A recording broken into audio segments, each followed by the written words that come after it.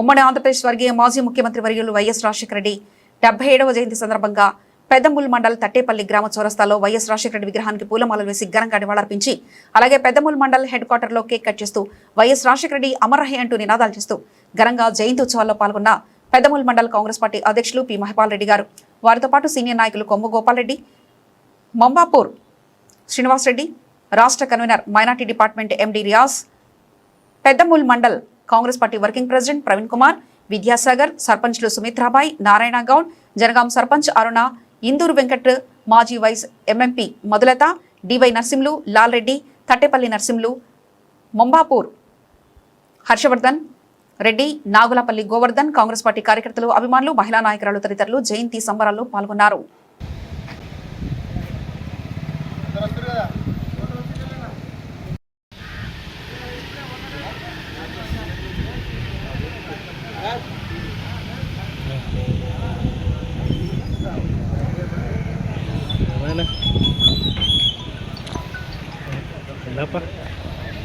నవ్వుతున్నాయా?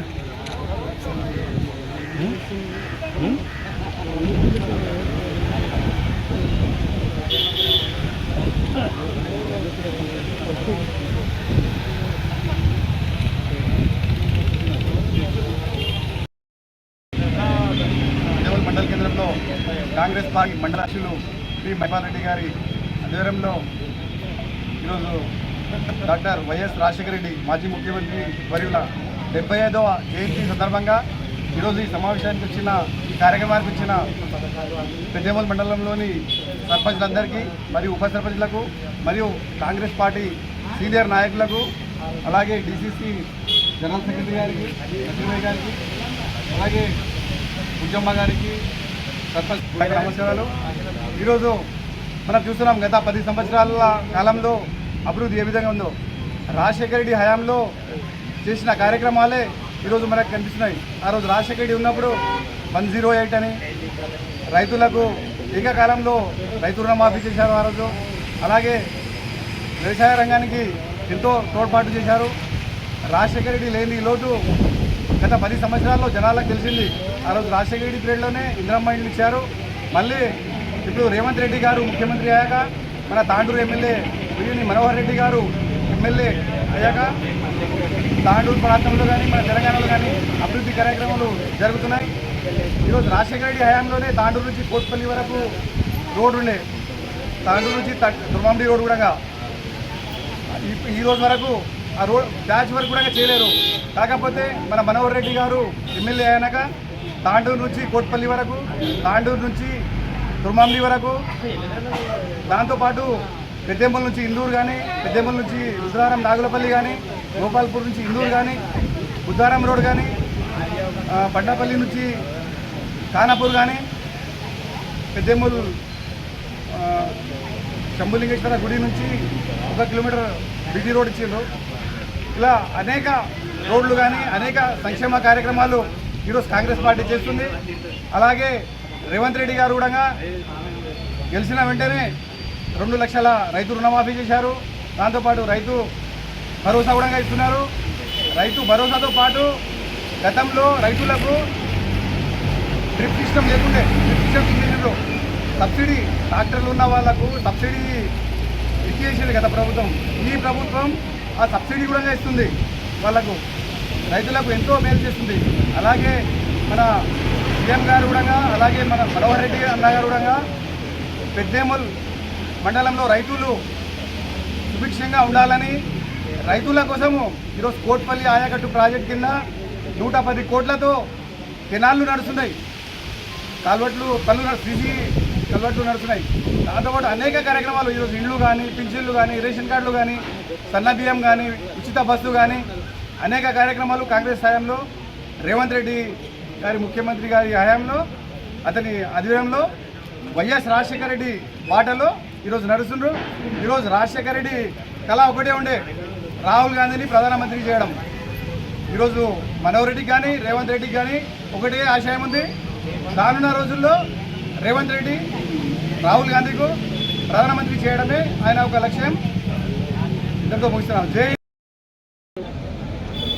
స్వర్గీయ మాజీ ముఖ్యమంత్రి రాజశేఖర రెడ్డి గారి 77వ జన్మదిన వేడుకలకు విచ్చేసిన వివిధ గ్రామాల నుంచి వచ్చిన సర్పంచ్లకి, పార్టీ విలేజ్ ప్రెసిడెంట్లకి, సీనియర్ నాయకులకి, మరి డిఎల్ఏలకు, ఉప సర్పంచ్లకి, కాంగ్రెస్ కుటుంబ సభ్యులకి అందరికీ పేరు పేరున నమస్కరించుకుంటూ శుభాకాంక్షలు తెలుపుకుంటూ, ఈరోజు మనం రాజశేఖర రెడ్డి గారి జయంతి చేసుకోవడం ఒక విధంగా బాధాకరమే. కానీ రాజశేఖర రెడ్డిని గుర్తు చేసుకుంటే మనకు 108 దగ్గర నుంచి రుణమాఫీ వరకు అన్ని పథకాలు తీసుకొచ్చింది రాజశేఖర రెడ్డి గారే. అప్పట్లో 2004లో తొలిసారి ముఖ్యమంత్రిగా అయినప్పుడు అందరికి రుణమాఫీ చేసిండు. 10 ఎంత రుణమాఫీ, ₹1,00,000 వరకు ఎంత ఉంటే అంత రుణమాఫీ చేసారు. 108 కానీ, ఫీజు రియంబర్స్మెంట్ కానీ, తర్వాత ఇన్సూరెన్స్ ఆరోగ్యశ్రీ కానీ, మళ్ళీ ఇందిరమ్మ ఇండ్లు కూడా అప్పుడు గ్రామానికి 100కు లెక్క కాకుండా ఇచ్చారు. అప్పట్లో లెక్కలేని అడిగిన వాళ్ళకి అట్లా అట్లా ఇచ్చుకుంటూ ఇందిరమ్మ ఇండ్లు ఇచ్చుకుంటూ పోతూ వాళ్ళందరూ ఇప్పుడు ప్రతి ఊరికి వెళ్ళినా మీరు ఇచ్చిన ఇండ్లే, రాజశేఖర రెడ్డి గారు ఇచ్చిన ఇల్లే అని చెప్తారు. ఇప్పుడు మనం ఇస్తున్న ఇండ్లకి అట్లా రాజశేఖర రెడ్డి గారిని ఎవ్వరు మరవలేరు.